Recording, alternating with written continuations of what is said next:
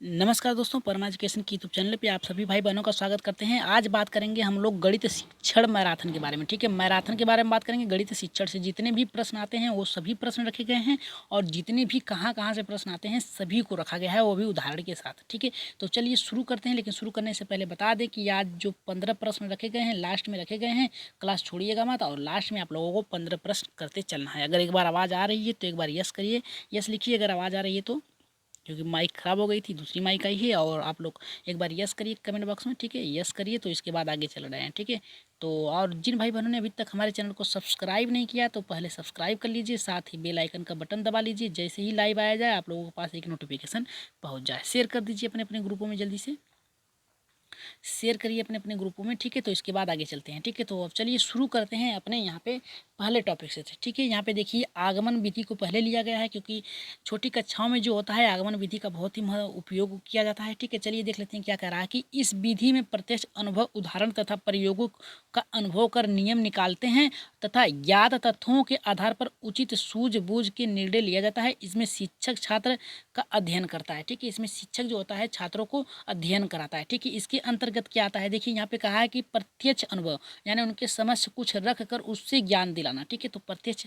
अनुभव हो गया उदाहरण के माध्यम से। जैसे सेव है तो सेव के बारे में बताना, यानी कि सेव कैसे होता है और ये मीठा होता है, फल होता है, इसके बारे में पूरी जानकारी देना। यानी प्रत्यक्ष रूप से आप कह सकते हैं कि यहाँ पे कोई भी वस्तु हो, जैसे पेड़ हो, पेड़ के समक्ष रख कर बालकों को या अच्छी तरह दिखा के बालकों को पेड़ के बारे में बताना। तो ठीक है, चलिए देख लेते हैं यहाँ पे पहला क्या करा है कि करा है प्रत्यक्ष से प्रमाण की ओर, यानी जो भी प्रश्न रखे पहले बनाए जाएं बालकों को समझ, उसके पहले प्रत्यक्ष रखा जाए। छोटी कक्षाओं में क्या होता है, बालकों को उतना तर्क करने वितर्क करने की शक्ति नहीं होती, इसलिए उनको पहले वहाँ पे दिखाया जाए, फिर इसके बारे में उसके बारे में बताया जाए। ठीक है, दूसरा करा है कि स्थूल से सूक्ष्म की ओर। ठीक है, पहले बड़े से शुरू किया जाए, फिर इसके बाद छोटे क्रमों पर चला जाए। ठीक है, और यहाँ पे देखिए कह रहा है, तीसरा करा है कि विशिष्ट से सामान्य की ओर चलना चाहिए। ठीक है, यानी पहले महत्वपूर्ण क्या है उसे बता के फिर इसके बाद छोटे छोटे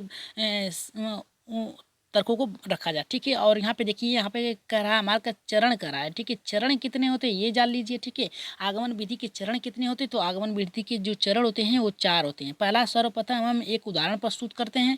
ठीक है, अब उस उदाहरण का निरीक्षण किया जाता है। ठीक है, पहले हम बालकों के समक्ष एक उदाहरण रखेंगे। ठीक है, फिर इसके बाद उसका निरीक्षण करेंगे। ठीक है, और तीसरा करा कि उदाहरण के आधार पर एक नियम बनाया जाता है जिसे सामान्यीकरण कहते हैं। ठीक है, पहले उदाहरण रखेंगे, फिर उसका अवलोकन करेंगे या निरीक्षण करेंगे, फिर इसके बाद उसके अनुरूप बालकों के समझ उदाहरण देके नियम बनाने का कार्य करेंगे। ठीक है, ताकि उनका जो मानसिक स्थिति वो बढ़ जाए। ठीक है, नियम तभी बना सकते हैं जब वो तर्क करने लगे। ठीक है, तो दूसरा कह रहा है हमारा यहाँ पे चौथा, सामान्य नियम का परीक्षण करके उनका सत्यापन किया जाता है। ठीक है, यानी जो नियम है उसका परीक्षण करके सत्यापन किया जाता है कि सही है या फिर गलत है। ठीक है, अब जान लेते हैं यहाँ पे गुण। देखिए गुण की बात कर रहा है तो ये भी बहुत ही महत्वपूर्ण है। ठीक है, क्योंकि हर प्रश्न आपस में बहुत ही महत्व, क्या गुण है क्या दोष है, सभी को रखा जाता है। ठीक है, तो यहाँ पे गुण में क्या बात कर रहा है, यहाँ पे देखिए कह रहा है कि एक वैज्ञानिक विधि है। ठीक है, जो आगमन विधि है एक वैज्ञानिक विधि है जिसमें बालकों में नवीन ज्ञान, यानी नई नई ज्ञान को खोज करने का मौका, यानी उनको करके सीखने के लिए मौका उपलब्ध करा जाता है। ठीक है, यानी आगमन विधि के द्वारा। दूसरा करा कि ज्ञात से अज्ञात, यानी जो बालक जानते हैं। ठीक है, बालक जो जानता है उसको उसके आधार पर अज्ञात की ओर, सरल से जटिल की ओर चलकर बालकों में मूर्त उदाहरणों से सामान्य नियम निकलवाना चाहिए जाता है, जिससे कि बालकों में जिज्ञासा उत्पन्न, यानी कहने का तात्पर्य यहाँ पे ये है कि जो बालक वस्तु को जानता है, जिस चीज़ को जानता है, ठीक है, उसके आधार पर उसमें कुछ नए तत्वों को जोड़कर सरल या फिर सरल तत्वों को दिखा कर, यानी जो सरल हो आसानी से सीख सके, फिर इसके बाद जटिल की ओर आगे बढ़ना चाहता है। ठीक है, और यहाँ पे कह रहा है तीसरा कि स्वयं से अधिगम करने के कारण अधिगम अधिगम अधिक अस्थायी होता है, यानी बालकों में करके सीखने से क्या होता है, अधिगम जो होता है अस्थायी होता है, क्योंकि वो करके खुद से सीखेंगे तो अस्थायी होगा। ठीक है, तो चलिए देख लेते हैं चौथा यहाँ पे क्या कह रहा है। यहाँ पे देखिए चौथा कह रहा है कि बालक स्वयं ही समस्या का निवारण अपने विश्लेषण प्राप्त करते हैं, जिससे उनका अधिगम अस्थायी होता है। ठीक है, यानी बालक कहने का तात्पर्य यहाँ पे सीधे सीधे ये कह रहा है कि ये तीसरा और चौथा जो टॉपिक से एक ही से मिलता जुलता है, क्योंकि यहाँ पे इसमें भी करके करने की सीखने की बात कहा है और चौथे में करके सीखने की बात कहा है। यानी बालक जो होता है स्वयं से करेंगे तो उनकी समस्या स्वयं का निवारण करेगा, और विश्लेषण यानी सोच करके, यानी सोच समझ के वो क्या करेंगे, तर्क करके अधिगम का अस्थायी रूप उनमें धारण हो सकता है। ठीक है, और पांचवा करा है कि व्यवहारिक और जीवन जीवन में लाभदायक होता है, ठीक है। यानी करके सीखते हैं तो उनके व्यवहारिक में यानी उनके जीवन में क्या होता है, आगे उस जो समस्या आती है उससे जोड़कर वो उस कार्य को कर सकते हैं, पूरा कर सकते हैं, ठीक है। तो चलिए देख लेते हैं इसके दोष क्या हैं, आगमन विधि के दोष भी देख लेते हैं। देखिए क्या करा है कि अधिक समय लगता है। याद रखिएगा कि जो आगमन विधि होता है इसमें अधिक समय लगता है। कैसे? क्योंकि यहाँ 1 से 5 स्तर के बालकों को सिखाया जाता है, ठीक है। इसमें क्या होता है, बालक को जो अगर आप लोगों को बालक को कुछ क लिखाना है, ठीक है, तो पहले आप क्या करेंगे, एक पाई खिंचाएंगे, ठीक है। उदाहरण के वास्ते में आप ब्लैक बोर्ड पर एक पाई खींचेंगे, फिर बालकों से कहेंगे पाई खींचने के, फिर उसके नीचे एक पाई, फिर इसके बाद गोल बनाना है, फिर इसके बाद एक एक दूसरा गोल जो आधा कट रहेगा, ठीक है। तो बालक को सिखाने में ये इसके आधार पर आप लोगों को टाइम अधिक लगेगा, ठीक है। तो यही कह रहा है कि आगमन विधि का प्रयोग जो होता है ये छोटी कक्षाओं में होता है और समय अधिक लगता है। याद रखिएगा छोटी कक्षाओं में आगमन का विधि का प्रयोग होता है और बड़ी कक्षाओं में यानी उच्च कक्षाओं में क्या होता है, निगमन विधि का प्रयोग होता है, ठीक है। तो दूसरा यहाँ पे कह रहा है कि अधिक परिश्रम और सूझ की आवश्यकता रहती है, ठीक है। यहाँ पे कह रहा है क्यों अधिक परिश्रम होती है, ये भी जान लीजिए क्यों परिश्रम होती है और सूझ, यानी यहाँ पे देखिए क्या कह रहा है कि छोटी कक्षाओं में बालकों में सीखने में थोड़ी कठिनाई होती है, ठीक है। तो परिश्रम यानी वहाँ पे क्या करना होता है, उन्हें बार बार सिखाया जाता है, सूझ की आवश्यकता होती है, ठीक है। यानी यहाँ पे सूझ की आवश्यकता आप इस यहाँ पे अध्यापक से रख सकते हैं, ठीक है। क्यों अध्यापक से रख सकते हैं कि अध्यापक किस प्रकार से बताए बच्चों को, ठीक है, ताकि वो समझ सके, ठीक है। तो राइट आंसर नहीं, यहाँ पे प्रश्न ही है दूसरा। और तीसरा कह रहा है कि एक तरह से अपूर्ण विधि है। अपूर्ण का विधि का मतलब यानी ये है कि आप एक उदाहरण के साथ साथ कई उदाहरणों का प्रयोग करते हैं तब जाके बालक सीखता है, ठीक है। ये नहीं है कि नियम में क्या होता है, एक सूत्र आप बता देंगे तो उसी के आधार पर आपके प्रश्न सॉल्व हो जाएंगे, लेकिन यहाँ पे कई उदाहरण देना पड़ता है, ठीक है। तो यहाँ पे कह रहा है कि अब एक तरह की अपूर्ण विधि है क्योंकि खोजे गए नियमों या तथ्यों की जांच के लिए निगमन विधि की जरूरत होती है। यहाँ पे देखिए सूत्र की आवश्यकता होती है, ठीक है। तो यहाँ पे तीसरा भी हो सकता है, ये दोष है उसकी। और चौथा कह रहा है कि बालक यदि किसी अशुद्ध नियम की प्राप्ति कर ले तो उसे सत्य को प्राप्त करने में अधिक समय की जरूरत होती है। जैसे क्या होता है, छोटी कक्षाओं में अगर आप बालक को बता देंगे कि क्या होता है कि कोई भी कार्य आप बालक को बता सकते हैं, ठीक है, छोटी कक्षाओं में। तो बालक क्या होती है, छोटी कक्षाओं में जो सीख लेता है उसे ही आधार मान के अगली कक्षाओं में प्रवेश करता है, ठीक है। तो उसे फिर से अगर उसे बताया जाए कि ये गलत है आपका, तो उसे समझने में थोड़ी सी टाइम लगेगी, ठीक है। तो यहाँ पे क्या कर रहा है, यही कर रहा है कि सत्य प्राप्त करने के बाद अधिक सत्य को प्राप्त करने के लिए अधिक परिश्रम करने पड़ेंगे, ठीक है। तो चलिए देख लेते हैं आगे यहाँ पे निगमन विधि, क्योंकि उदाहरण यहाँ पे आगमन विधि का प्रयोग याद रखिएगा। आगमन विधि का जो प्रयोग होता है, आगमन विधि का ये प्राथमिक कक्षाओं में होती है, ठीक है। और निगमन विधि का जो प्रयोग होता है ये उच्च कक्षाओं में होती है, ठीक है। तो याद रखिएगा ये बहुत ही महत्वपूर्ण है, कहीं से भी प्रश्न बन सकता है। याद रखिएगा निगमन विधि का प्रयोग हम लोग उच्च कक्षाओं में, आगमन विधि का हम लोग प्रयोग प्राथमिक कक्षाओं में करते हैं, ठीक है। तो यहाँ पे कह रहा है कि इस विधि में देखिए, कह रहा है कि निगमन विधि में इस विधि में सब पहले स्थापित नियमों व सूत्रों का प्रयोग करके करके अध्यापक छात्रों को समस्या का समाधान करता है, ठीक है। इसमें क्या होता है, अगर टीचर जो है निगमन विधि में छात्र को बता रहा है तो पहले कहेगा a² + b² + 2ab, ठीक है। 2ab करेगा यानी एक सूत्र उदाहरण करेगा और इसके आधार पे एक अपने पहले प्रश्न को सोल्व करेगा, फिर इसके बाद छात्रों को कहेगा कि आप सोल्व करिए, ठीक है। तो यही कह रहा है यहाँ पे कि छात्रों को अध्यापक छात्रों को समस्या समाधान करने के लिए सिखाता है नियम का प्रयोग करके, ठीक है। तो दूसरा करा है, यहाँ पे पहला करा है निगमन विधि में 3-4 आते हैं, इसमें भी 4 सोपान आते हैं। पहला करा है कि नियम से उदाहरण की ओर बढ़ता है, ठीक है। यानी नियम यानी पहले नियम दिया जाता है फिर उदाहरण प्रस्तुत किया जाता है, ठीक है। यानी सूत्र लिख के फिर उदाहरण उसे सॉल्व किया जाता है। दूसरा यहाँ पे कह रहा है कि सामान्य से विशिष्ट की ओर, यानी बालक जो होता है नहीं जानता है उसके आधार पर विशिष्ट यानी उसे बताया जाता है, ठीक है। यहाँ पे कह रहा है सूक्ष्म से स्थूल की ओर, यानी पहली बड़ी समस्या, ठीक है, पहली बड़ी समस्याओं को इसमें रखा जाता है फिर छोटे छोटे खंडों में बांटा जाता है, ठीक है। तो यही कहने का मतलब है यहाँ पे है कि सूक्ष्म से स्थूल की ओर। और यहाँ पे कह रहा है कि प्रमाण से अप्रत्यक्ष की ओर, यानी इसमें पहले प्रमाण दिया जाता है, ठीक है। इसमें पहले प्रमाण बताया जाता है कि ये प्रश्न सही है या फिर गलत है, फिर इसके बाद उसके आधार पर तार्किक सोच के अनुसार उसे सोल्व किया जाता है, ठीक है। तो चलिए गुण देख लेते हैं, इसके गुण क्या है। गुण का तात्पर्य यहाँ पे ये है कि क्या क्या अच्छाइयाँ हैं, ठीक है, अच्छाइयाँ क्या क्या है इसमें। और याद रखिएगा 15 प्रश्न आप लोगों को लास्ट में रखे गए हैं। कितने रखे गए हैं? 15। इसी जितना बताया जा रहा है इसी से संबंधित है, ठीक है। तो जाइएगा मत क्लास छोड़ के और शेयर कर दीजिए, एक बार जल्दी से शेयर करिए, इसके बाद तो हम लोग आगे बढ़ते हैं, ठीक है। तो चलिए देख लेते हैं क्या करा है गुण में इसके। करा कि यह एक सरल और सुविधाजनक विधि है, ठीक है। जो नियम होता है, अगर नियम आप बड़े से बड़े प्रश्नों को क्या करते हैं, बड़े से बड़े प्रश्नों को एक नियम के आधार पर a² + b² + 2a के b पे आप बड़े से बड़े खंडों को तोड़ सकते हैं, यानी नियम के आधार पे आप बहुत से प्रश्नों को सोल्व कर सकते हैं। या फिर आप कह सकते हैं कि एक आप नियम बना लिए और कोई भी कार्य कर रहे हैं, ठीक है, तो उसके आधार पे कार्य करेंगे। जैसे क्या होता है कि हमें 1 बजे से लेकर 2 या 3 बजे तक ही कार्य करना है, इसके अंतर्गत कार्य करना, तो आप कार्य करेंगे इसके नियम के अंतर्गत ही करेंगे। ठीक है, तो चलिए देख लेते हैं यहाँ पे दूसरा क्या करा है, स्मरण शक्ति के विकास में सहायक होता है, यानी तर्क करने, सोचने, समझने की शक्ति जो होती है बहुत ही विकासात्मक होती है, यानी यहाँ पे यानी सीखने की शक्ति में सहायता करती है। ठीक है, और तीसरा करा कि संक्षिप्त और व्यवहारिक विधि है। ठीक है, यानी याद करके आप लोगों को यहाँ पे प्रश्नों को सोल्व करना है। ठीक है, और बालक तेजी से सीखता है, यानी नियम याद कर लिया। ठीक है, तो नियम के आधार पर बहुत से प्रश्नों को 1 मिनट में 10 मिनट में आप क्या करेंगे, 50 प्रश्नों को सोल्व कर देंगे। ठीक है, आइए देख लेते हैं इसके दोष क्या हैं,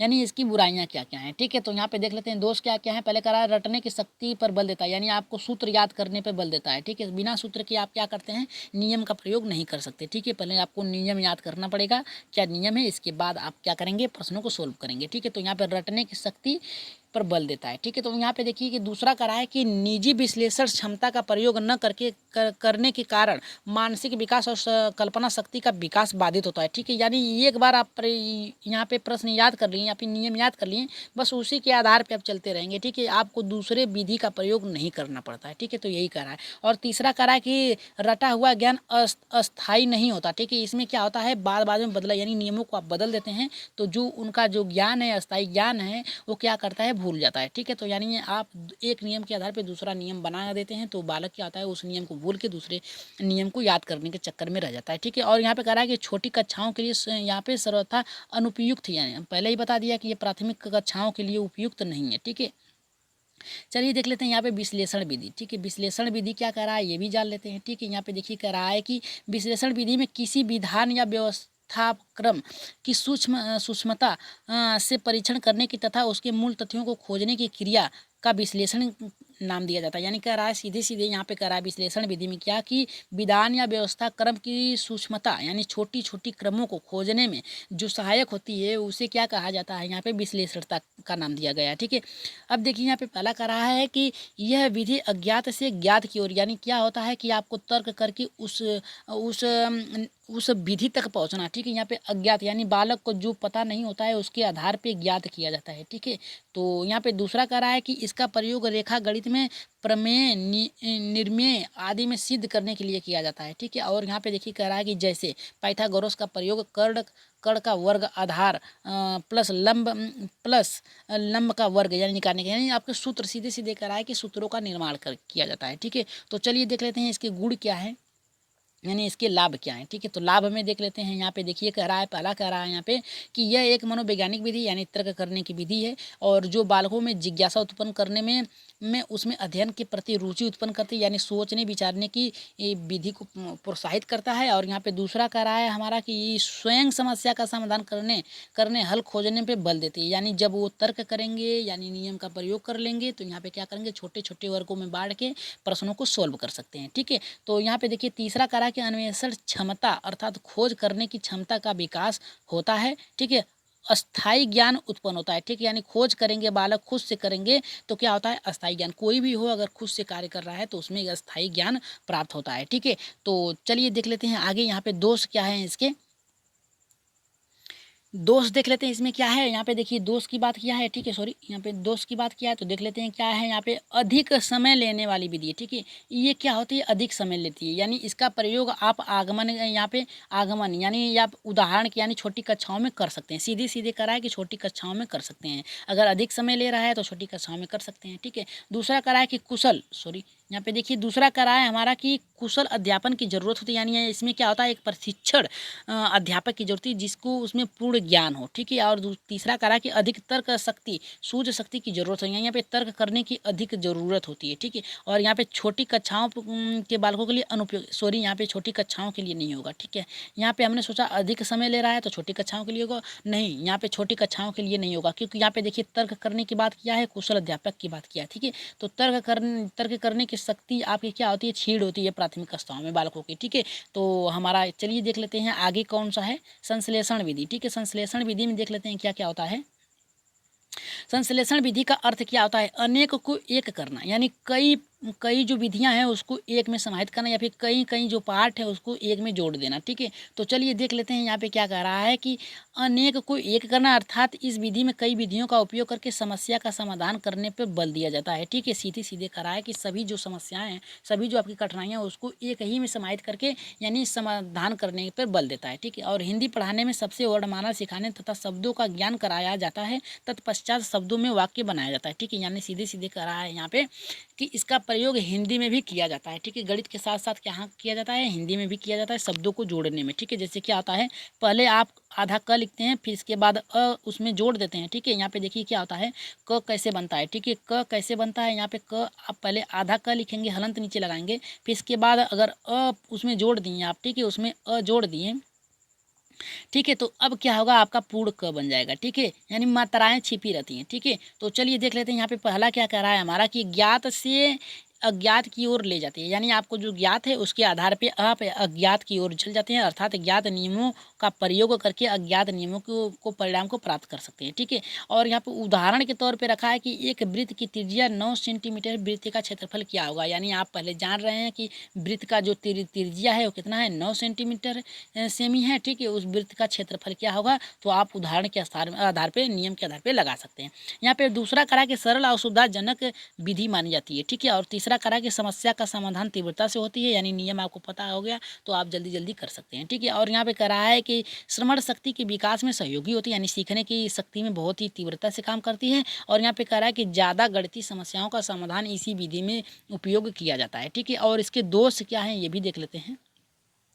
यहाँ पे दोष की बात कर रहा है तो रटने की प्रवृत्ति पर जोर देती है, जिसमें अन्वेषण अन्वेषण यानी खोज क्षमता के विकास का मौका उपलब्ध नहीं कराती है। ठीक है, यानी आप पहले ही नियम जानते हैं तो उसके आधार पे आप खोज नहीं कर सकते, बस क्या कर सकते हैं, रटी हुई ज्ञान को आप उपयोग कर सकते हैं। ठीक है, दूसरा कह रहा है कि नवीन ज्ञान तार्किक क्षमता और चिंतन रहित विधि है, अर्थात इसके विकास में सहयोग नहीं होता। ठीक है, नहीं करती। ठीक है, और यहाँ पे तीसरा कह रहा है कि अर्जित ज्ञान अस्थाई अस्थाई है, अर्थात जब तक सूत्र याद है तब तक आप समस्या का समाधान कर सकते हैं। सीधे सीधे ये करा है कि समस्या जब तभी तक आप सॉल्व कर सकते हैं जब तक आपको सूत्र याद है, सूत्र नहीं याद हुआ तो आप उस समस्या को हल नहीं कर सकते। छोटी बालकों के लिए चिंतन शक्ति का हास्य है, यानी छोटी जो बालक प्राथमिक स्तर पे जो बालक हैं उनके लिए ये उपयोगी नहीं है, सीधे सीधे कह रहा है। ठीक है, तो चलिए यहाँ पे देख लेते हैं प्रयोग शाला विधि। ठीक है, इसके बाद हम लोग 15 प्रश्न रखे हैं। ठीक है, 15 प्रश्न रखे हैं जिसमें से आप लोगों का टारगेट 13 रहेगा। ठीक है, प्रश्न सिर्फ 2 प्रश्न आप गलत कर सकते हैं उसमें से। ठीक है, तो चलिए देख लेते हैं, क्योंकि आप लोगों के समझ उदाहरण रख दिया गया है। ठीक है, तो यहाँ पे देखिए प्रयोग विधि, प्रयोगशाला विधि में क्या होता है, इस विधि के प्रयोग के लिए हमें एक प्रयोगशाला की जरूरत है जिसमें समस्या को यांत्रिक तरीकों से हल किया जा सकता है। यानी सीधे सीधे क्या होता है, केमिस्ट्री का आप लोग देखे होंगे, उसमें क्या होता है, प्रयोग करने के लिए एक प्रयोगशाला होता है, उसके द्वारा हम प्रयोग करते हैं। ठीक है, तो यहाँ पे देखिए सीधे सीधे यहाँ पे मैथ में क्या इसका प्रयोग है, यहाँ पे देखिए प्रयोगशाला का प्रमेय एवं प्रयोग, यानी आप जो आपके पास डाइमबैक्स होता है उसमें क्या होता है, चांदा वादा होता है, उसका प्रयोग करके यानी यांत्रिक चीज़ों का प्रयोग करके आप कर सकते हैं। ठीक है, इसके गुण क्या है इसको देख लेते हैं। गुण में क्या है, इसके रुचिकर विधि है। ठीक है, अस्थायी अधिगम का स्रोत है और तर्क क्षमता नियम क्षमता का विकास होता है। और यहाँ पे क्या होता है, प्रयोग करेंगे तो आप नियम वैसे ही निकाल लेंगे। ठीक है, रचनात्मक विकास होता है यानी खोज कर सकते हैं। ठीक है, तर्क कर। दोष क्या है इसमें ये भी देख लेते हैं। ठीक है, दोष क्या है, खर्चीली विधि, यानी इसमें क्या होता है, आप प्रयोग करेंगे तो नई नई वस्तुओं का जरूरत होगी। ठीक है, जैसे ड्राइंग में आपको इंचिन हो गया, फिट हो गया, गोला प्रकार हो गया, इन सब जरूर यानी लर्निंग सहायक सामग्री चाहिए। ठीक है, यानी सीखने की सहायक सामग्रियाँ में खर्चीला होता है। ठीक है, और कम संख्या वाली कक्षा के लिए ही उपयोग किया, यानी इसमें संख्या अधिक न हो। ठीक है, यानी जो इसमें बालक हैं ज़्यादा अधिक न हो। ठीक है, और छोटे उम्र के बच्चों के लिए रुचिकर उपलब्ध नहीं करा सकते, यानी प्राथमिक स्तर के लिए ये नहीं है। ठीक है, तो चलिए आगे देख लेते हैं क्या है यहाँ पे अनुसंधान विधि। ठीक है, अनुसंधान विधि का प्रयोग कहाँ होता है, बोधपूर्ण किए गए प्रत्ययन में तथ्यों को संचालित करने, सूक्ष्मग्राही तथा विवेचन बुद्धि में अधिक अवलोकन या विश्लेषण करने, नए सिद्धांतों की खोज करने में किया जाता है अनुसंधान विधि। ठीक है, यहाँ पे अनुसंधान होगा। ठीक है, लिखने में थोड़ा सा गड़बड़ी हो गया। ठीक है, अनुसंधान विधि होगा। ठीक है, अनुसंधान विधि। ठीक है, इसमें क्या होता है, इसमें बुद्धि का अवलोकन करता है, यानी बालक क्या होता है उसमें देखता है, उसका शिक्षक बालकों को देखता है कि कितना सीखा कितना नहीं, विश्लेषण किया जाता है, तत्वों का सिद्धांत खोज करना आदि अनुसंधान विधि होता है। ठीक है, समस्या समाधान विधि देख लेते हैं, इसमें क्या होता है, याद रखिएगा 15 प्रश्न रखा गया है आप लोगों को, ठीक है। 15 प्रश्न रखे गए हैं, जैसे ही खत्म होगा 15 क्वेश्चनों को आप लोग को सोल्व करना है, ठीक है। तो चलिए देख लेते हैं यहाँ पे समस्या समाधान विधि में क्या होता है। किसी समस्या का समाधान या हल प्राप्त करने के लिए क्रमबद्ध तरीके या किसी सामान्य विधि या तथ्य विधि का प्रयोग करना पड़ता है। समस्या समाधान अधिगम के अंतर्गत यानी लर्निंग बाई सॉल्विंग प्रॉब्लम, ठीक है। इसके अंतर्गत जीवन में आने वाली नवीन समस्याओं को तरीकों को हल निकालना संभव होता है, ठीक है। तो आप लोग एक नोट बनाते चलिएगा, ठीक है। यहाँ पे देखिए क्या कह रहा है कि प्रयोजन विधि। प्रयोजन विधि होता क्या है इसे पहले जान लेते हैं। इस विधि में किसी भी समस्या के समाधान के लिए छात्र स्वयं ही समस्या का समाधान अपनी स्वाभाविक तर्क शक्ति के आधार, यानी प्रयोजन विधि में क्या होता है, बालक जो होता है तर्क खुद से करता है, तर्क करके उस विधि का समस्या को हल करने का प्रयोग करता है, ठीक है। तो चलिए देख लेते हैं यहाँ पे व्याख्यान विधि क्या कह रहा है। व्याख्यान विधि हमारा क्या होता है, इसके अंतर्गत शिक्षण की सबसे प्रचलित विधि है जिसमें कुशल अध्यापक अपने व्याख्यान द्वारा पूरी कक्षाओं में, यानी व्याख्यान विधि में क्या होता है, कुशल अध्यापक यानी जो ज्ञानवान शिक्षक है, ज़्यादा जानता है किसी बारे में या फिर उसमें निपुण है, तो क्या करता है, बालक को उसके बारे में पूरी जानकारी देता है, जिससे बालक क्या होता है, व्याख्यान यानी बोल कर ही उस विधि का प्रयोग करता है, यानी उसका प्रयोग करता है, व्याख्यान करता है, जिसके छात्र जो होता है उसे समाधान की विधि के परिचित करता है, ठीक है। तो चलिए देख लेते हैं विचार विमर्श विधि क्या होता है। विचार विमर्श क्या होता है, शिक्षक छात्र आपस में सहयोग के माध्यम से क्या करते हैं, इसमें उस विधि का प्रयोग करते हैं, ठीक है। इस विधि में बालक अध्यापक अपने तर्कों द्वारा अपनी समस्याओं के एक दूसरे से अनुभव ज्ञात करने के आधार को सुलझा लेते हैं, ठीक है। विचार विमर्श विधि में यही होता है कि आदान प्रदान, ठीक है। और इसमें सभी लोगों की सहभागिता होती है जिससे वो प्रश्नों को सॉल्व करते हैं, ठीक है। तो चलिए देख लेते हैं यहाँ पे अब अपने प्रश्नों पे, ठीक है। तो एक बार तैयार हैं तो एक बार यस करिए, प्रश्नों को सॉल्व करने के लिए अगर तैयार हैं तो यस करिए, ठीक है। चलिए बहुत ही महत्वपूर्ण प्रश्न है और यस करिए एक बार, यस करिए तो आगे बढ़ रहे हैं, ठीक है। तो चलिए देख लेते हैं यहाँ पे क्या होता है। कह रहा है कि आंकड़ों के विश्लेषण संबंधित विद्यार्थियों की समझ का आकलन करने के लिए सर्वाधिक चित्र रूपात्मक क्या है, ठीक है। यहाँ पे कह रहा है कि हमारा जो आंकड़ा है विश्लेषण करने के लिए उसके विद्यार्थियों की समझ आकलन, ठीक है, समझ का आकलन करने के लिए सर्वाधिक रूपांतरित क्या है। पहला करा है सर्वेक्षण एवं आधार आधारित परियोजना, दूसरा करा प्रश्नोत्तर विधि, तीसरा करा वर्ग पहले, तीसरा करा है कि यहाँ पे भूमिका निर्वाह। तो इसका राइट आंसर कौन सा जाएगा हमारा, जल्दी से बताइए। कि बालकों का यहाँ पे देखिए क्या करा है, विद्यार्थियों की समझ का आकलन कौन करता है, यहाँ पे क्या करता है, शिक्षक करता है, ठीक है। यहाँ पे शिक्षक करता है, शिक्षक करता है, किसके द्वारा करता है, विद्यार्थियों के आकलन का सर्वाधिक रूपांतरण किसके द्वारा करता है। तो राइट आंसर हमारा जाएगा पहले के साथ, ठीक है। तो पहले के साथ जाएगा यहाँ पे राइट आंसर पहला हुआ, ठीक है, सर्वेक्षण विधि। आइए दूसरे प्रश्नों को कर लेते हैं, देखते हैं दूसरा हमारा क्या कर रहा है। कह रहा है कि छोटी कक्षा में गणित विषय में रुचि उत्पन्न करने के लिए पढ़ाने का तरीका क्या होना चाहिए, ठीक है। यहाँ पे कह रहा है छोटी कक्षाओं में गणित विषय की रुचि उत्पन्न करने के लिए कौन सा तरीका उपयोगी होता है, ठीक है। तो राइट आंसर इसका जल्दी से बताइए कि यहाँ पे छोटी कक्षाओं की बात किया है, ठीक है। मनोरंजन विधि या खेल विधि संबंधित रटने पे जोर, रटने पे, ठीक है, उच्च में आ जाएगा, ठीक है। उच्च में ये हमारा गलत हो गया। आगमन विधि का प्रयोग कर सकते हैं अगर यहाँ पे खेल संबंधित न हो, ठीक है, यानी खेल खेल में सिखाना, ठीक है, तो ये भी गलत है। और यहाँ पे नियम तो उच्च कक्षाओं में ही होगा, ठीक है। याद रखिएगा ये दो प्रश्न है, ठीक है। अगर प्रश्न में आप लोगों के अगर दोनों हैं, ठीक है, दोनों हैं, आगमन विधि भी है और मनोरंजन खेल भी विधि है, तो आप पहले प्रश्न पे जाएंगे, खेल सबसे अधिक मानेंगे, मनोरंजन और खेल खेल में उनको सिखाएंगे गणित को। जैसे क्या होता है, बालक को बॉल देंगे और कहेंगे कि चलो हम बाल आपको फेंक रहे हैं, आप कितनी बार रोक रहे हैं बाल को या पकड़ रहे हैं उसको आप काउंट करिए, ठीक है। तो खेल खेल में बालक को हम गणित सिखाते। अगर यहाँ पे खेल खेल न होता, ठीक है, तो आप आगमन विधि पे जा सकते थे, ठीक है। तो राइट आंसर जो जाएगा हमारा यहाँ पे पहले के साथ जाएगा, ठीक है। तो चलिए आपने यहाँ पे तीसरे प्रश्न पे बढ़ लेते हैं आगे, ठीक है। तीसरा प्रश्न देखते हैं क्या कह रहा है यहाँ पे, ठीक है। तीसरा प्रश्न ये करा है कि सामान्य, ठीक है, सामान्य से विशिष्ट का सिद्धांत निम्न में से प्रयोग किया जाता है, ठीक है। पहला करा है आगमन के लिए, निगमन के लिए, सर्वेक्षण के लिए और विश्लेषण के लिए, ठीक है। सभी प्रश्नों को ऊपर उदाहरण आप लोगों को मैराथन जो चल रही है इसमें ऊपर बता दिया गया है कि किसका प्रयोग कहाँ करना है, ठीक है। अगर अच्छे से देखे होंगे तो आप बता सकते हैं, ठीक है। तो यहाँ पे कह रहा है कि सामान्य से विशिष्ट का सिद्धांत किसमें किया, किस प्रयोग होता है, किसमें प्रयोग होता है, आगमन विधि में होता है, निगमन विधि में होता है, या फिर यहाँ पे कह रहा है कि सामान्य की ओर, या फिर कह रहा है कि यहाँ पे विश्लेषण की ओर, ठीक है। तो आप लोगों को ऊपर बता दिया गया है कि जो निगमन विधि होता है उसमें पहले विशिष्ट का प्रयोग होता है फिर सामान्य का, और आगमन विधि में क्या होता है आप लोगों का, क्या पहले सामान्य होता है, पहले विशिष्ट होता है फिर सामान्य होता है, ठीक है। तो यहाँ पे देखिए क्या क्या, यहाँ पे आगमन उदाहरण से प्रस्तुत होगा, लेकिन यहाँ पे देखिए सामान्य की बात किया है तो उदाहरण नहीं हो सकता, और यहाँ पे नियम की बात किया है तो सीधे सीधे आप लोग क्या करेंगे, यहाँ पे दूसरे पे राइट आंसर हमारा जाएगा, ठीक है। दूसरा हमारा राइट आंसर होगा, ठीक है। तो चलिए यहाँ पे आगे बढ़ते हैं। अपने चौथे प्रश्न पे, ठीक है। चौथा प्रश्न देख लेते हैं हमारा कौन सा सही होगा। चौथा प्रश्न कितने लोगों का सही होता है एक बार कमेंट में करिएगा और देखते हैं जिसका कितने सबसे पहले किसका आता है और तुरंत हम बताएंगे कमेंट बॉक्स में लिख के, ठीक है। यहाँ पे करा है कि गणित में किस विधि में प्राय हम सूत्र तथा नियम का प्रयोग की सहायता करते हैं। संरक्षण, विश्लेषण, आगमन और निगमन, ठीक है। और देखिए यहाँ पे क्या कर रहा है कि यहाँ पे गणित के किस विधि में प्राय सूत्र का प्रयोग करते हैं, ठीक है, नियमों का प्रयोग की सहायता करते हैं। तो राइट आंसर कौन जाएगा, पहला, दूसरा, तीसरा, चौथा है। आप लोगों को इतना बताने के बाद भी ये गलत नहीं होना चाहिए, क्योंकि यहाँ पे देखिए ऊपर आप लोगों को बहुत ही अच्छे तरीके से उदाहरण के साथ बताया गया है, ठीक है। तो राइट आंसर इसका बताइए चौथे का कौन सा होगा। तो चौथे का राइट आंसर जो जाएगा हमारा चौथे के साथ जाएगा, नियम। देखिए यहाँ पे सूत्र की बात किया है तो नियम के द्वारा आप सूत्र बनाते हैं, ठीक है। यहाँ पे देखिए पहले ही नियम दे दिया है, ठीक है, तो नियम होगा, ठीक है। राइट आंसर हमारा चौथे के साथ जाएगा, ठीक है, चौथे का। चलिए आगे बढ़ते हैं अपने यहाँ पे पांचवें प्रश्न की ओर देखते हैं। पांचवा प्रश्न हमारा क्या कह रहा है।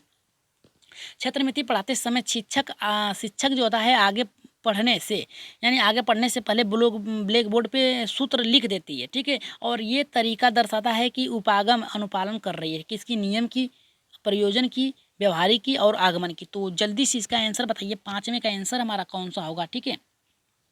पांचवें का आंसर बताइए और इसे सभी लोग बताएंगे, ठीक है। इसका गलत नहीं होना चाहिए। जो क्षेत्रमिति का जो जो पाठ पढ़ा रहा है, शिक्षक जो पढ़ा रहा है, शिक्षकी पढ़ा रही है, ठीक है, तो वो क्या कर रही है, पहले नियम लिख दे रही है, ठीक है, नियम यानी सूत्र लिख दे रही है। तो इसका प्रयोग हम कहाँ करेंगे, ठीक है। तो इसका राइट आंसर जो जाएगा, अगर नियम बता रही है, ब्लैक बोर्ड पर सूत्र लिख दे रही है, सूत्र लिख रही है, A² + B² या सूत्र हो गया, तो आगमन निगमन विधि, ठीक है, पहले नियम बता रही है, ठीक है। तो राइट आंसर हमारा जाएगा यहाँ पे पहले के साथ, ठीक है। तो चलिए आगे बढ़ते हैं अपने छठे प्रश्न पे, देखते हैं छठा प्रश्न। ये थोड़ा सा लंबा पड़ जाएगा, ठीक है, तो इसे हम दो पार्ट में करेंगे, ठीक है। यहाँ पे देखिए कह रहा है कि समस्या समाधान का पदोन्नति है, ठीक है। समस्या समाधान का पदोन्नति क्या है, यहाँ पे देख लीजिए। यहाँ पे पहला कह रहा है कि गणित की विकास को ऐतिहासिक, सामाजिक और सांस्कृतिक संदर्भ में पढ़ाना, ठीक है। और दूसरा कह रहा है कि विद्यार्थियों को खुली समझ वाले बताते हुए अपने पढ़ कि यहाँ गढ़ की प्रवृत्ति की सृजनात्मक खोज करने के चिंतन करना, ठीक है। तो राइट आंसर जो हमारा जाएगा, यहीं पे देखिए, आगे नहीं बढ़ेंगे हम लोग, यहीं पे इसको सोल्व कर देंगे, ठीक है। यहाँ पे समस्या समाधान की बात किया है, तो सृजनात्मक यानी खोज करेगा बालक, तभी तो समस्या का समाधान करेगा। तो राइट आंसर हमारा दूसरे के साथ जाएगा। राइट आंसर हमारा कहाँ जाएगा, दूसरे के साथ जाएगा, ठीक है, दूसरे के साथ। यहाँ पे देखिए हमें आगे बढ़ने की बात नहीं करेंगे, यहाँ पे चिंतन करेगा यानी यहाँ पे तर्क वितर्क करेगा। समस्या है, समस्या होगा तभी तो बालक तर्क करेगा, ठीक है। तो यहाँ पे समझ, अपनी समझ के अनुसार यानी खुद को प्रयोग करेगा, और यहाँ पे सृजनात्मक यानी खोज करेगा, ठीक है। तो राइट आंसर जो जाएगा हमारा दूसरे के साथ जाएगा, ठीक है। तो छठे का राइट आंसर जा हमारा था दूसरा था, ठीक है। चलिए यहाँ पे सातवां देख लेते हैं। सातवां क्या कह रहा है हमारा, परीक्षा आधारित पाठ्य योजना का मुख्य पक्ष क्या होता है।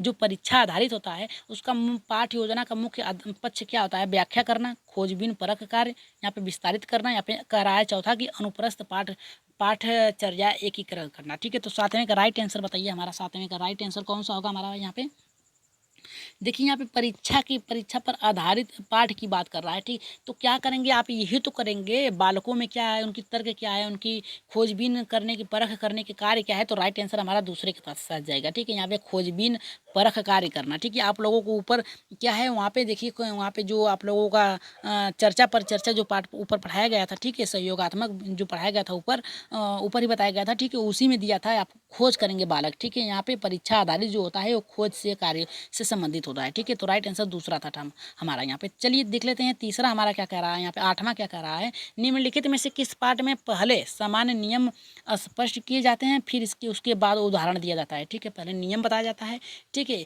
फिर इसके बाद क्या होता है, आप वहाँ पे उदाहरण बताते हैं, ठीक है। अगर नियम का प्रयोग किया है तो आप लोग सीधे सीधे यहाँ पे निगमनात्मक पे जाएंगे, ठीक है। इतना पढ़ाने के बाद भी आप लोगों को गलत नहीं होना चाहिए, ठीक है। देखिए यहाँ पे नियम, यहाँ पे देखिए पहले चार्ट पर पहले नियम लिख देता है, ठीक है, फिर इसके बाद उदाहरण बता रहा है, ठीक है।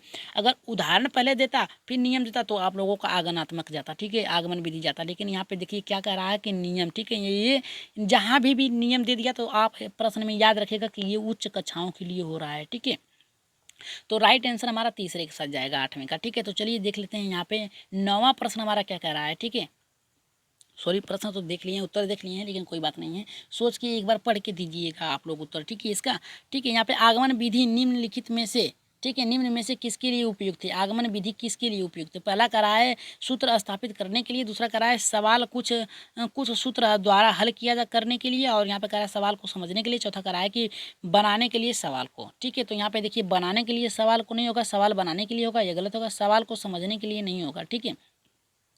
तो राइट आंसर जो जाएगा हमारा यहाँ पे, सवाल कुछ सूत्र हल नहीं करते, सवाल सभी सूत्र को भी नहीं हल कर सकते, लेकिन जो है सूत्र स्थापित करने के लिए होता है। सूत्र के स्थापित करने का तात्पर्य ये है कि सूत्र से जो नियम बनाया गया है उसके आधार पर आप कई प्रश्नों को सॉल्व कर सकते हैं। ठीक है, तो राइट आंसर हमारा पहले के साथ जाएगा। याद रखिएगा, राइट आंसर हमारा यहाँ पे आगमन विधि में किसका प्रयोग किया जाता है। ठीक है, उपयुक्त क्या होता है, तो सूत्र स्थापित किया जाता है। ठीक है, तो राइट आंसर हमारा पहला जाएगा। ठीक है, तो चलिए 10वें प्रश्न पे आगे बढ़ते हैं। देखिए यहाँ पे 10वां पर खेल विधि के जन्मदाता कौन है। ठीक है, खेल विधि के जन्मदाता कौन है, इसका तो आप लोगों को गलत करना नहीं है। ठीक है, पर्यावरण में भी पढ़ चुके हैं। ठीक है, पर्यावरण में भी आप लोग पढ़ सके हैं, हिंदी में भी पढ़ चुके हैं। ठीक है, और यहाँ तक कि आप गणित में भी जो मैराथन क्लास इससे पहले चलाई गई थी उसमें भी पढ़ चुके हैं। ठीक है, तो ये तो गलत नहीं होना चाहिए। ठीक है, और बाल मनोविज्ञान में तो आप वैसे ही पढ़ते चले आ रहे हैं। ठीक है, तो यहाँ पे बताइए कि खेल विधि का प्रयोग किसने किया था। फ्राबेल ने किया था, डाल्टन ने, मॉन्टेसरी ने, या फिर सिगमंड फ्राइड ने। तो राइट आंसर 10वें का हमारा बता दीजिए जल्दी से, इसका आंसर क्या होगा। तो खेल विधि क्या होता है, खेल विधि के जन्मदाता जो थे हमारे यहाँ पे फ्राइड थे। ठीक है, फ्राइड महोदय थे। ठीक है, तो राइट आंसर हमारा यहाँ पे पहले के साथ जाएगा, फ्राइड। ठीक है, तो चलिए आगे बढ़ते हैं अपने यहाँ पे 11वें प्रश्न पे। ठीक है, और एक बार शेयर कर दीजिए। ठीक है, एक बार शेयर करिए, कई बार करना पड़ता है आप लोगों को। ठीक है, शेयर कर दीजिए, हाथ जोड़ के निवेदन है आप लोगों से, बार बार कर रहे हैं। ठीक है, शेयर कर दीजिए, और जिन भाई बहनों ने अभी तक सब्सक्राइब नहीं किया तो जल्दी से सब्सक्राइब भी कर लीजिए। ठीक है, और साथ में बेल आइकन जरूर दबाइएगा ताकि नोटिफिकेशन आप लोग पहुँच जाए। ठीक है, तो चलिए बताइए निम्नलिखित में से कौन सा बालक केंद्रित विधि नहीं है। यहाँ पे देखिए, बाल केंद्रित विधि नहीं है, व्याख्यान विधि, प्रोजेक्ट विधि, प्रयोग विधि, ठीक है, और प्रयोगशाला विधि। तो इसमें से आप लोग बता ही सकते हैं। यहाँ पे नकारात्मक पूछा है तो आप पहले इसमें से खोजिए कि कौन कौन सा बाल केंद्रित है। ठीक है, बाल केंद्रित कौन कौन सा इसमें है, तो ये पहले खोज लीजिए। ठीक है, प्रोजेक्ट विधि देखिए यहाँ पे करा है कि प्रोजेक्ट विधि यानी बालक खुद से करके सीखता है, तो ये भी हमारा राइट हो गया। प्रयोग विधि, ठीक है, यानी बालक करके सीखता है। ठीक है, प्रोजेक्ट विधि में क्या होता है, कोई उदाहरण दिया, उदाहरण के आधार पर करता है तो बालक खुद तर्क करेगा।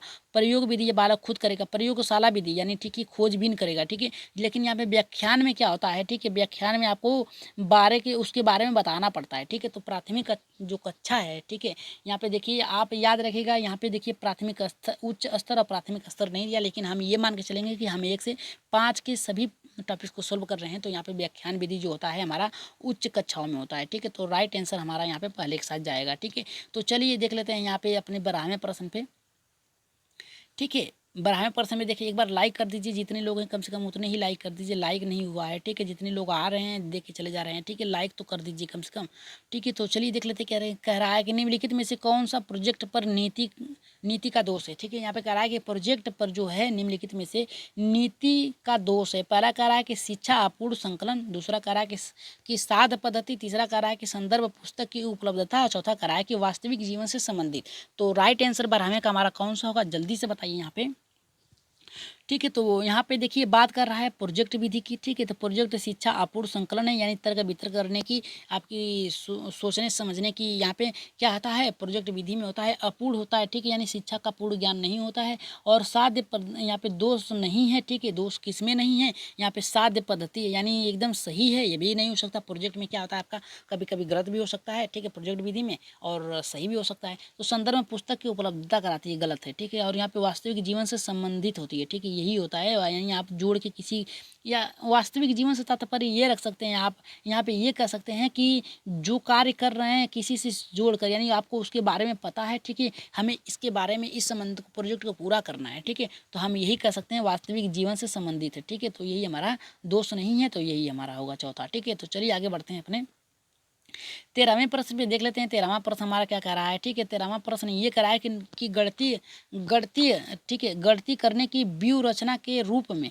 सवाल को हल करने में शामिल है। ठीक है, यानी कह रहा है कि गणतीकरण करने के व्यूह रचना, यानी जो निर्माण कर रहे हैं, नियम बना रहे हैं, उसकी रचना के रूप में सवाल हल करने में शामिल क्या है। पहला कह रहा है यहाँ पे व्यापक का अभ्यास। ठीक है, दूसरा कह रहा है कि हल पर पहुंचने के लिए संकेतों का प्रयोग। तीसरा कह रहा है कि क्रियाकलाप आधारित उपागम, और चौथा कह रहा है कि अनुमान लगाना। ठीक है, तो यहाँ पे राइट आंसर कौन सा होगा, जल्दी से बताइए यहाँ पे। 13वां हमारा क्या होगा, जल्दी से यहाँ पे देखिए, कह रहा है कि सवाल को हल करने में शामिल है, क्या शामिल है, व्यापक अभ्यास, यहाँ पे करा कि हल पहुँचने के संकेत, यानी देखिए यहाँ पे सवाल हल करने के लिए आप लोगों को संकेत चाहिए, ठीक है। राइट आंसर जो जाएगा हमारा सीधे सीधे दूसरे के साथ जाएगा, ठीक है। क्रियाकलाप पर आधारित नहीं हो सकता, अनुमान नहीं लगा सकते। यहाँ पे कह रहा है, देखिए यहाँ पे व्यू रचना के माध्यम से आप हल पहुँचने, यानी हल पर पहुँचने, यानी सॉल्व करने के लिए संकेत का निर्माण यानी नियम का प्रयोग करके वहाँ तक पहुँच सकते हैं, ठीक है। तो राइट आंसर जो जाएगा हमारा यहाँ पे दूसरे के साथ जाएगा, ठीक है। तो चलिए आगे बढ़ते हैं अपने यहाँ पे 14वें प्रश्न पे। 14वां प्रश्न देखते हैं क्या कह रहा है यहाँ पे। देखिए 14वां प्रश्न ये कह रहा है कि सबसे उपयुक्त व्यू रचना जिसका उपयोग धनराशि की योग की कुशलता को आत्मसात करने के लिए किया जाता है। पहला कह रहा है कि भूमिका निर्वाह, दूसरा कह रहा है कि बहुत सारे सवाल हल करना, तीसरा कह रहा है कि सूचना और संप्रेषण तकनीकी का प्रयोग करना, चौथा कह रहा है कि प्रतिरूप का प्रयोग करना। तो 14वें का राइट आंसर बताइए आप लोग क्या होगा हमारा। देखिए यहाँ पे कह रहा है कि धन की योग राशि की कुशलता आत्मसात करने के लिए क्या जरूरी है। तो यहाँ पे बहुत सारे सवाल हल करना नहीं, आप गणना करने के लिए क्या कर सकते हैं, बहुत सारे सवाल हल नहीं कर सकते, ठीक है। और सूचना और संप्रेषण तकनीक का प्रयोग करना है, ठीक है। ये यहाँ पे तकनीक का प्रयोग कर सकते हैं, लेकिन सूचना का क्या करेंगे, ठीक है, संप्रेषण का क्या करेंगे, ठीक है। आप यहाँ आप दुकानदार के पास गए, उसको नहीं आ रहा है, अगर कोई जोड़ घटाना था, ठीक है, क्या करेगा, अपने घर से बुलाएगा किसी को, नहीं, या तो वहीं पे रखे रहेगा किसी व्यक्ति को, या फिर उससे सॉल्व करेगा तकनीक के द्वारा, ठीक है। और यहाँ पे कह रहा है कि प्रतिरूप का प्रयोग करना, यानी किसी दूसरी विधि का प्रयोग करना, नहीं, यहाँ पे भूमिका निर्वाह होगा, ठीक है। यानी किस प्रकार से आप सोल्व करना चाहते हैं, ठीक है। यहाँ पे देखिए आपके पूर्व ज्ञान से जोड़ के होगा भूमिका निर्वाह, ठीक है। तो राइट आंसर हमारा यहाँ पे पहले पे जाएगा, ठीक है। चलिए 15वां देख लेते हैं क्या कह रहा है, थोड़ा बड़ा है, इसको 2 पार्ट में करेंगे, ठीक है। यहाँ पे कह रहा है 15वां हमारा ये कह रहा है कि एक शिक्षक आकार पढ़ाने के लिए ऐतिहासिक स्थलों के भ्रमण की योजना बना सकता है, ठीक है। यानी कह रहा है कि एक शिक्षक है जो क्या कर रहा है, आकार पढ़ाने के लिए, यानी किसी वस्तु का आकार पढ़ा रहा है, ठीक है, कुतुब मीनार हो गया, ठीक है, इसकी ऊंचाई पढ़ा रहा है, ठीक है, आकार बता रहा है, ठीक है। या फिर आप बता देंगे पहाड़ी है, माउंट एवरेस्ट है, ठीक है, वहाँ पे भ्रमण विधि पे ले जा रहा है, उसका आकार पढ़ाने के लिए योजना बना सकता है, ठीक है। स्थलों के ऐतिहासिक स्थलों को भ्रमण के लिए योजना बना सकता है, ठीक है। तो यहाँ पे देखिए दूसरा हमारा क्या कह रहा है, यहाँ पे कह रहा है कि गणित की रोजाना कक्षा के लिए अवकाश को भी की साथ ही संप्रेषण का कौशल में सुधार करने की अवसर होगा। और यहाँ पे तीसरा कह रहा है हमारा कि क्षेत्र भ्रमण CBSE द्वारा अनुशासित किए गए इसलिए अति आवश्यक है, ठीक है। और यहाँ पे चौथा करा है कि देखिए कि आकाश, ठीक है, आकाश किसी भी वस्तु करा या एक अभिन्न हिस्सा होता है जिसका इस तरह से भ्रमण सभी विषयों के आपस से संबंधित को बढ़ावा देता है, ठीक है। तो राइट आंसर बताइए, क्योंकि यहाँ पे आप लोगों को बताने में तकलीफ होगी क्योंकि ये ज़्यादा बड़ा प्रश्न है, ठीक है। तो आप क्या करेंगे, इसको देख लीजिए। शिक्षक आकार पढ़ाने के लिए ऐतिहासिक स्थलों के भ्रमण कराता है रोजाना, ठीक है, योजना बनाने के लिए कह रहा है, ठीक है, इसके लिए वो क्या करेगा, ठीक है। तो यहाँ पे देखिए पहला हम बता दे रहे हैं पढ़ के, ठीक है। यहाँ पे पहला कह रहा है कि उसी समय, ठीक है, समय रहते अधिकांश पाठ को पूरा करने के लिए बात कर रहा है, ये हमारा नहीं होगा, ठीक है। भ्रमण करने की बात कर रहा है तो पूरा करने के लिए नहीं होगा। गणित की रोजाना कक्षा के लिए कक्षा अवकाश, यानी गणित को रोजाना क्लास के लिए अवकाश देने की बात कर रहा है, ये भी गलत हो गया, ठीक है। और यहाँ पे देखिए तीसरा हमारा क्या कह रहा है, तीसरा हमारा ये कह रहा है कि क्षेत्र भ्रमण CBSE नहीं निर्धारित नहीं हो सकता, आप निर्माण खुद से कर सकते हैं, खुद लेके जा सकते हैं भ्रमण विधि पे, ठीक है। तो बचा हमारा चौथा, तो चौथा हमारा राइट आंसर होगा, ठीक है। तो आज के प्रश्न और आज की मैराथन क्लास आप लोगों को कैसी लगी, एक बार कमेंट बॉक्स में ज़रूर बताइए। और आशा करते हैं कि आज की जो मैराथन क्लास थी ये आप लोगों को अच्छी लगी होंगी। और नोट बनाते जाइएगा, ठीक है, ठीक है, नोट बनाते जाइएगा। और आप लोगों से हाथ जोड़ के निवेदन है कि एक बार सब्सक्राइब कर लीजिए जिन भाई बहनों ने नहीं किया अभी तक, और लाइक कर दीजिए वीडियो को, ठीक है, लाइक कर दीजिए और शेयर कर दीजिए, ठीक है। और शेयर कर लीजिए जिनको भी अगर कुछ इसमें कुछ थ्रू आप लोगों को रह गया होगा, बच गया होगा, ठीक है, बच गया होगा पार्ट में, कुछ भी छूट गया होगा जो पीछे से आए हैं, तो आप क्या कर सकते हैं, वीडियो को आप डाउनलोड कर सकते हैं, ठीक है, डाउनलोड कर लीजिए, ठीक है, डाउनलोड कर लीजिए, ठीक है, डाउनलोड कर लीजिए। डाउनलोड करने के बाद वीडियो को आप फिर से देख सकते हैं, ठीक है। तो आशा करते हैं आज के जितने भी प्रश्न थे मैराथन क्लास में, जितने भी प्रश्न रखे गए थे 15, आप लोगों को अच्छे लगे होंगे। और अपनी कमेंट में अपनी राय जरूर दीजिएगा कि अगला क्लास मैराथन पर्यावरण पर चला दिया जाए या नहीं चलाया जाए, ठीक है। तो कमेंट बॉक्स में जरूर बताइएगा। आज के लिए इतना ही, धन्यवाद, अपना ख्याल रखिएगा, अच्छे से तैयारी करिए।